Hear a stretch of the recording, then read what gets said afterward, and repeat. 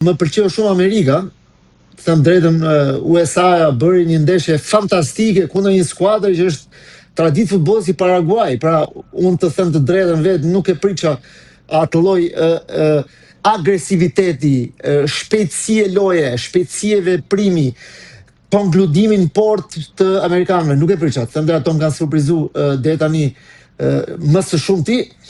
Pastaj pjesa tjetër, thash, ekipet afrikane janë forcuar, ato kanë pas gjithmonë forcën e tyre fizike, kanë pas pikën e tyre më të fortë, por nuk kanë ditë ta përdorin atë. Si duket tani vitet e fundit ku futbolli është bërë shumë global, për arsyet që unë sapo i përmenda më parë, ato kanë mësuar të luajnë futboll pra si skuadër, edhe ti përdorin ato cilësitë e veta fizike më mirë se sa i kanë përdorur më parë, dhe janë bërë skuadra më të forta që të qisin punë. Edhe këtë e pam edhe me kundra skuadrave favorite. Pra qoftë kundra Spanjës,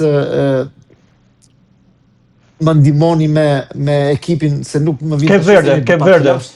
Cape Verde, apo qoftë edhe Portugalia me Senegalin, apo me Kongon. Me Kongon. Pra, janë skuadra që janë forcu në përgjithësi, edhe skuadrat aziatike gjithashtu janë forcu.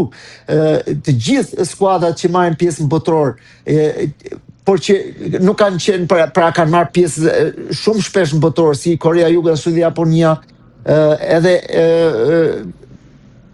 Kongo apo në një skuadër tjetër.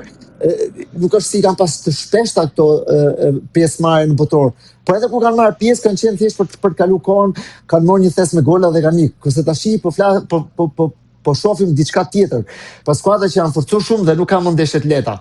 Dhe sot më është bërë mod, skuadrat që janë më pak favorite mblidhen aty mbrapa, mbrojnë mirë, por duhet dish më mbrojt. Dhe pikërisht këtë kanë mësuar, më ditë më mbrojt dhe me kundërsulmu.